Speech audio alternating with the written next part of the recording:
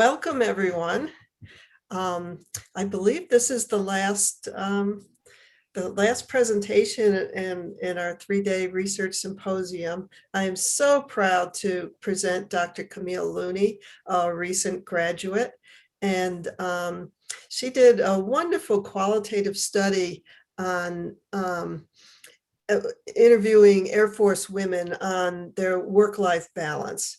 And she did such a wonderful job on the qualitative analysis that I asked her to focus this particular presentation on that process. I think that you'll find this really interesting. And of course, if you want to read her study, it's up in ProQuest. Dr. Camille Looney, it's to you. Okay. Thank you for your kind words, Dr. Stein, and really for your support throughout and helping me finish my dissertation. Hello, everyone. I'm Dr. Camille Looney, and my presentation is titled Rolling Around in the Data, Analyzing Interviews of Air Force Women on Work-Life Balance. Before I get into it, just a little bit about me. I'm a recent graduate of UAGC. I'm one of the former Ashford University students. I completed the doctorate of philosophy in organizational development and leadership. I hold a master's degree in healthcare administration and a bachelor's degree in human resource management.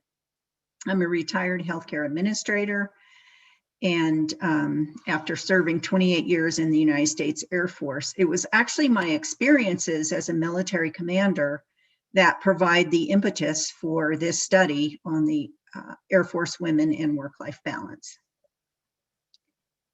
I do recognize that I'm the final presenter and that I stand between you and lunch, so thank you for hanging in this long. I'll quickly go over my research questions and the purpose of my study, and I'll provide a synopsis of the study. But the main focus of my presentation will be on my data collection journey. I'll talk about the choices I made and why I made them, some assumptions and mistakes, and about getting to data saturation. My goal is to share my experience in the collection of the data and what it was like to roll around in the data. To end the presentation, I'll share what I learned as a researcher and as a student. My study had one primary and two subordinate research questions. The primary question was, what stories do women in the Air Force tell to describe their lived experiences of trying to balance a family while having a successful military career? The two subordinate questions were, what strategies or practices have women in the Air Force personally employed to help them balance the demands of their military career while raising a family? And then what societal, institutional, or personal barriers have Air Force women encountered with either career or family that made work-life balance difficult? The purpose of my study is best summed up in this Venn diagram. I wanted to study what happens at the intersection of these three things: work-life balance, women's role, and the unique requirements of serving in the Air Force. I wanted to hear the firsthand stories about Air Force women's lived experiences dealing with work-life balance.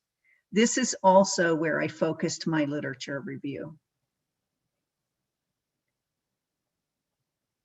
For my study, I chose a qualitative method and narrative inquiry for the methodology.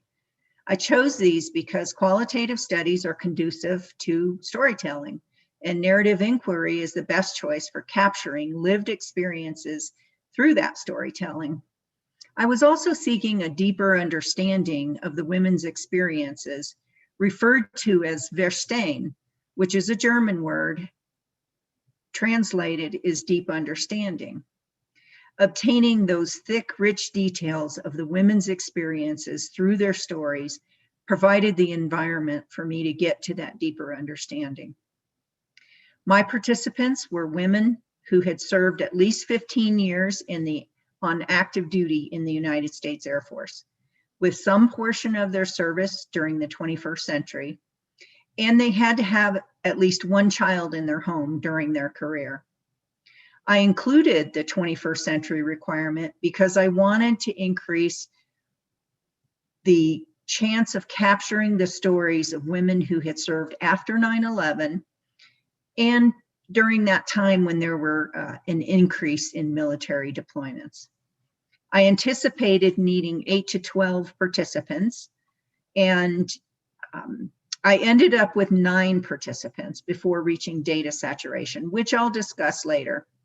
My primary data collection method was a 60-minute semi-structured interview via Zoom, which I used in order to meet requirements of safety and social distancing during the pandemic. So bear with me through the next couple of slides.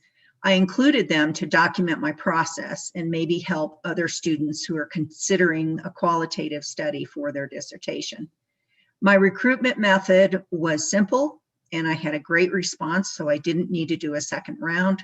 It really was posting an invitation on an Air Force Women's Facebook page and emailing 3 personal contacts about what I was studying and asking them to send it out to prospective participants. Again, I had such a great response that I did not need to do a second round of recruiting. This told me that there was a group of women who were very motivated to talk about work-life balance and have their story included. As required by the IRB, instead of using real names, I assigned participant numbers to ensure their anonymity. And of course, I took care of my informed consent responsibilities. 2 days before each interview, I sent the interview questions to the participants to give them time for reflection. This turned out to be a very helpful decision. They had time to think about the entirety of their careers when their kids were younger and maybe more dependent on them. And it helped with my time management of the interviews because the participants had made notes about what they wanted to say in advance of the interviews. Initially, when I thought about doing the interviews via Zoom, I thought that was a limitation of my study, but it turned out to be a very positive experience for the interviews and for me. My interviews were conducted in August and September of 2020. So we were many months into the pandemic and people were comfortable using Zoom. I'm not sure it would have been that same way if it was early in the pandemic and people weren't familiar with that platform. But the Zoom platform allowed a certain amount of flexibility for these women, many of whom were in the middle of kids homeschooling and they themselves were working remotely. It was also a time when people were feeling isolated because of the pandemic. So instead of a first stiff meeting for an interview in a public location, it really felt like we were friends meeting to catch up.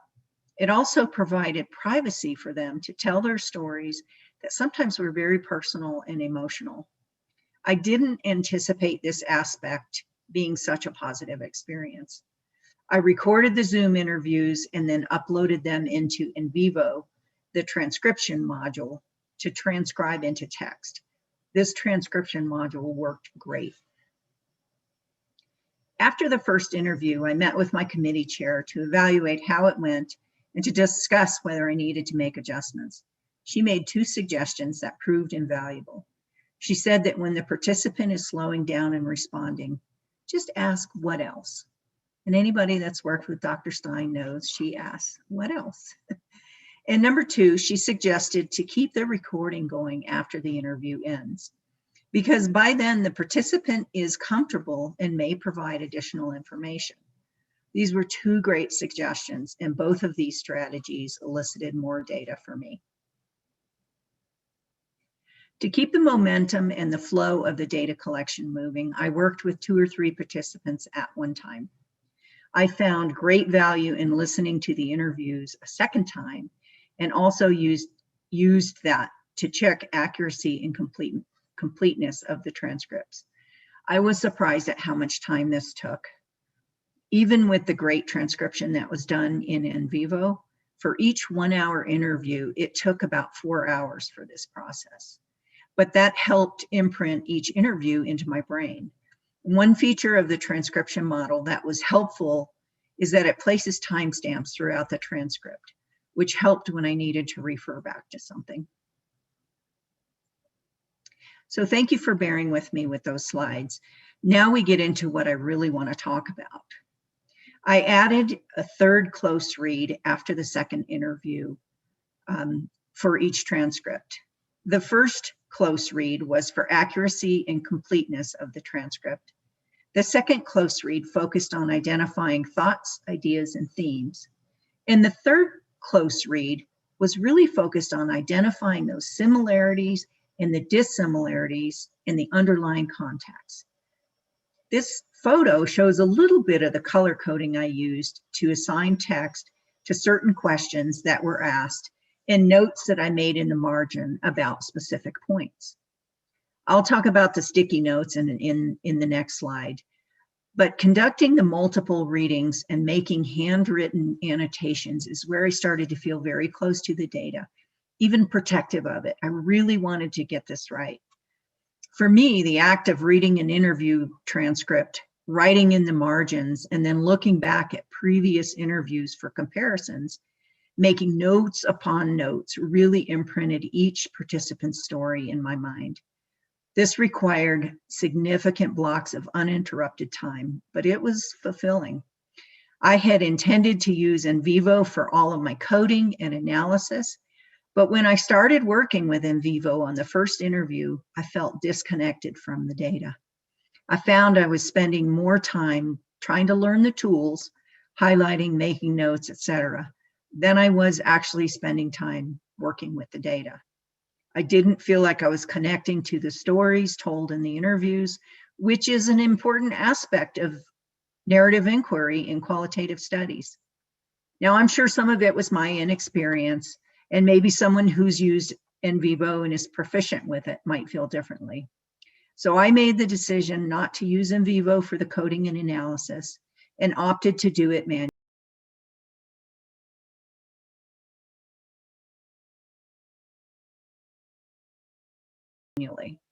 I relied heavily on Catherine Reisman's book, Narrative Methods for the Human Sciences, where she provides examples of different ways to analyze narrative data. I found it very helpful. I mentioned earlier in my slides that I did concurrent data collection and analysis. Doing this helped me know when I reached data saturation, which occurred in the 9th interview. I realized I was getting close in the 8th interview because new information had really slowed to a trickle. After the 9th interview, I didn't think I had reached data saturation because the participant brought up a point that I didn't recall hearing from anyone else. However, when I went through the steps of my analysis process, I discovered that the same point had been brought up by a participant in one of the very first interviews. So alas, I had reached data saturation. Within the highlighted text of the transcripts, I focused on deeper meaning and underlying context, as well as repetition in and between the interviews. I used sticky notes to jot down the ideas, themes, words, and phrases. I assigned color to a general theme based on the data emerging from the interviews. This photo shows some of the sticky notes after I started grouping them. I really wish I had taken a picture before I started grouping, because at one point my dining room table, which is about 5 feet by 5 feet, was full of little square multicolored sticky notes with different colored writing and different colored tabs and arrows. It was like a big colorful Rubik's Cube. I did handwrite some of the excerpts from the transcripts that I thought were important points by participant number in a notebook, and I annotated the timestamp of where they occurred within the interview so that I could refer back to them more easily. I used color-coded tabs to flag where specific questions were answered or possible themes arose. With this slide, I'll talk more about the color coding and sticky notes. Each participant had both a number and a specific colored marker assigned. By doing that, it helped me visually because I could step back from the table and the colors stood out to me more than just writing the participant's number in ink pen. As I describe the photo on the right, I want you to keep in mind that a purple sticky note indicates a participant's response to subordinate question number 1, which was the one that asked participants about strategies and practices they used to help manage work-life balance. On each sticky note, I've written their specific ideas, words, responses, etc. The sticky notes that have multiple participant numbers show which participants said the same thing or similar or something similar. And then the next level down, within the ideas on each sticky note, I also used colored arrows to visually identify themes within themes. Here's an example. You see the purple arrow indicates a strategy having to do with children. The blue arrow indicates a strategy that is an organization practice. And putting that all together in this particular photo, you can see a purple sticky with both a purple and a blue arrow on it, as well as colored numbers and writing. The purple sticky shows a response to sub-question number 1. It has the phrase, "not too many kids' activities," written on it. And there's a purple arrow, so it has to do with children. And there's a blue arrow, so it has to do with being in organization practice. A yellow number 12 and a gray number 13 is written on the sticky note, which means these two participants indicated that not having their kids do too many activities was a strategy they used to help manage work-life balance. I hope that description makes sense. I don't know if you can read those, but after the presentation, you could zoom in and see what some of those sticky notes say on them. So each sticky note really, with its writing, its arrows, the tabs, and the colors, provides a bit of data for the study. While I was working in my head, I imagined what a manual spreadsheet with 2 or 3 dimensions might look like all laid out. That's what this process reminded me of. I didn't realize it at first, but some of my organization was redundant, like writing excerpts and then putting main points on the sticky notes. But it served to make me so familiar with the data. It also ended up being helpful because I had erroneously assumed that I should write chapter 4 in such a way that the themes grouped under each research question to ensure that I had answered the questions. But when my committee chair reviewed what I had written for chapter 4, she pointed out that I should have allowed the major themes be whatever they were, regardless of whether they fit into the context of the research questions. So when I deconstructed the groupings under the research questions and focused solely on the themes, it was pretty easy to put it back together according to the major themes and to rewrite chapter 4. Now, admittedly, I wasn't thrilled about having to restructure chapter 4, but that's where my redundant work was actually helpful. And by then I knew the data inside out, so I could move things around to regroup pretty quickly. When all was said and done, I ended up with 4 main themes and 11 sub-themes that accurately and completely encapsulated the data that I had gathered and analyzed. So what did I learn? I learned that qualitative studies are legitimate research. I'm not sure I always felt that way previously. Qualitative studies are scientific, they're conducted methodically and with IRB-approved protocols, the same as quantitative studies. I learned that the order of research of the order of the research questions matter. Looking back, I would have switched the order of my subordinate questions so that I would be asking about barriers the participants had encountered before I asked about strategies they use. During the interviews, it seemed like the first question drove answers to the second question. And I wonder if I had switched the order of those 2 questions, if additional material would have surfaced. I learned that Zoom was a great tool for conducting a qualitative study during a pandemic. It was convenient and easy to use for both the researcher and participants. I'll just mention that one of my participants was running late, and she Zoomed from her car in her driveway before she went in the house, because she knew once she got in and her kids saw her, there would never be a chance for her to sit down and talk to me. So the convenience of Zoom was just amazing during this time. I had previously assumed data analysis to be an impersonal, sort of clinical process, but I learned that that doesn't have to be so. And I learned it's okay to use manual processes for coding and data analysis, and it helped me feel closer to the data. I learned that I should have included more demographic identifiers in my self-assessment to ensure variety and diversity in my participants, like their career field or the location they were serving from or their rank. I didn't ask those things, but thankfully, everyone who participated offered that information. They were very forthcoming without even being asked.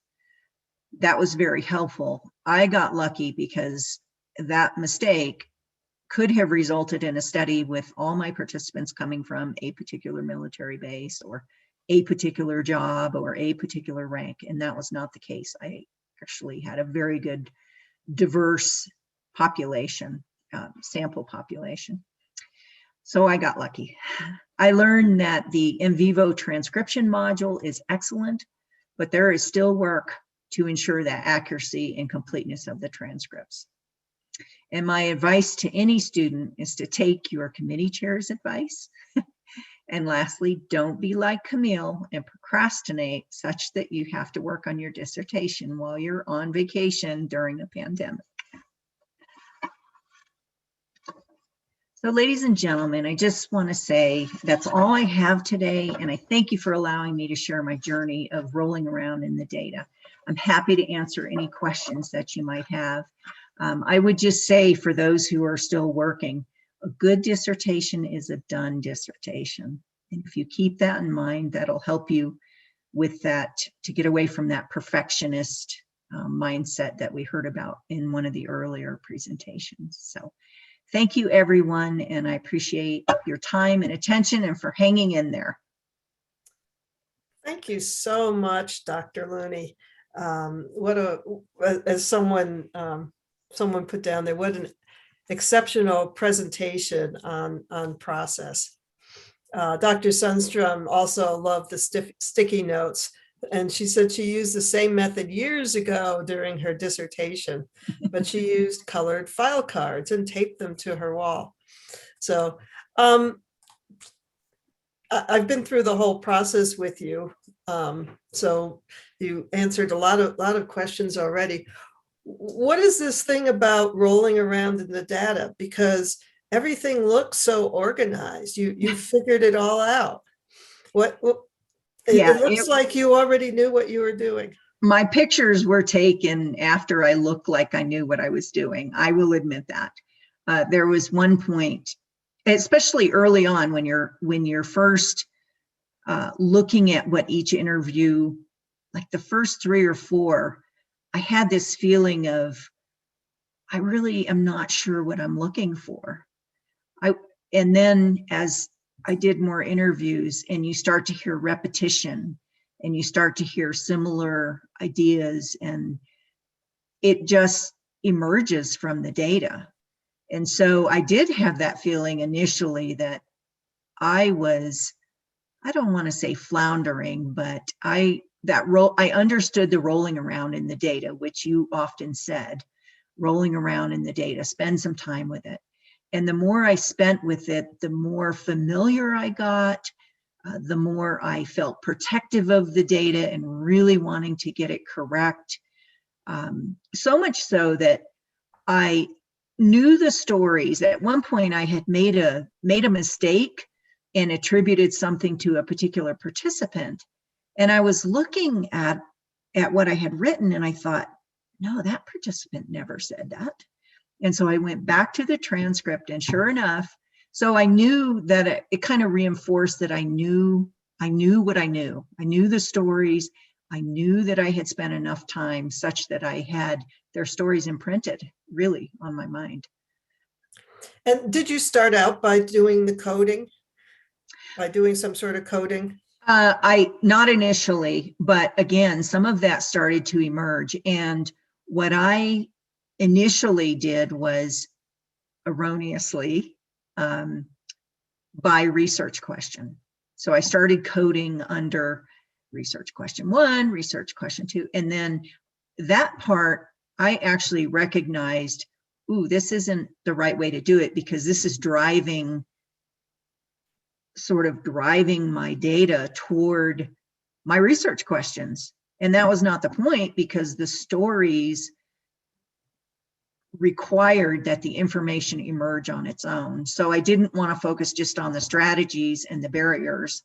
I needed to focus on all the other things that went into the women's stories.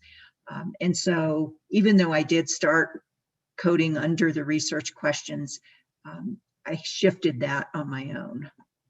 And what did you learn about, this was a narrative inquiry study, right? A narrative Yes. inquiry design. Yes. How did that lend itself to gathering the rich data and that you did? It was absolutely critical because the idea is not to just capture it and capture the interview and translate it. It's really to read and understand and read between the lines. Now, I felt like I was in a good position to do that, of empathy even, because having been an active duty Air Force woman with a family, and having raised my family while succeeding in my career, I had a level of understanding that I think worked for me in this process to co-create these narratives, because I could say, oh, I understand where you're coming from with that.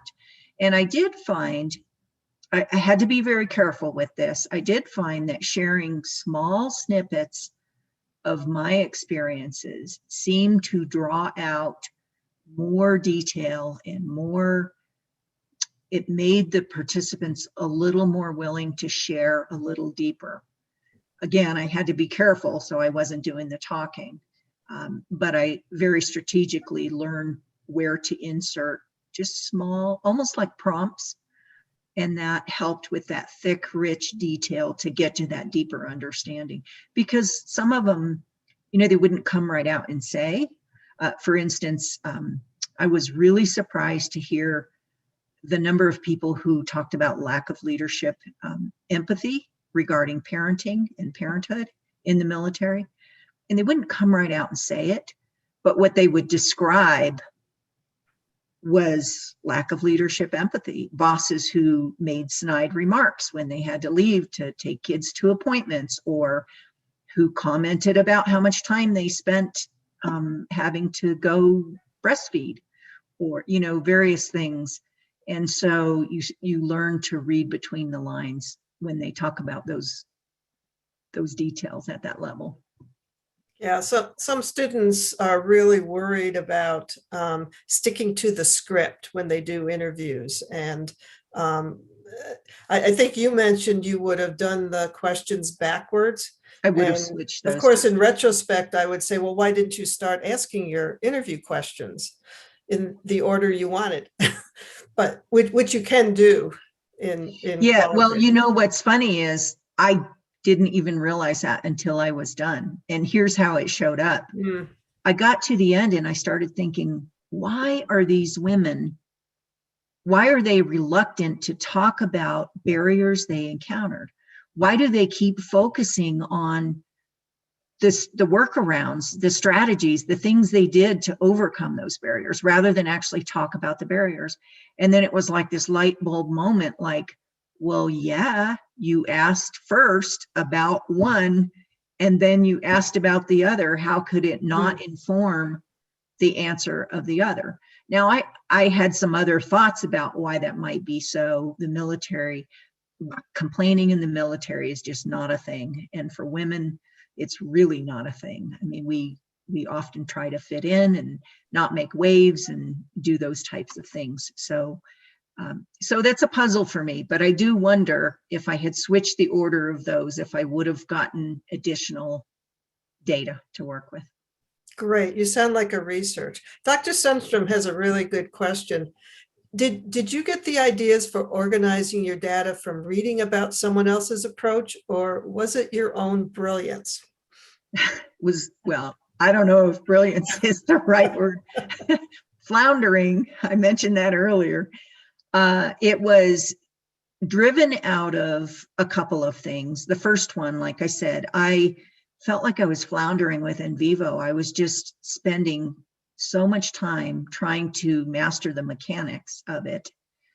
And I kept thinking, I'm doing this same thing, like I had done it on the first interview manually, and then I'm putting it in vivo, and I thought, I really enjoy this manual thing so much better. And some of that might be, I mean, I'm a little bit older.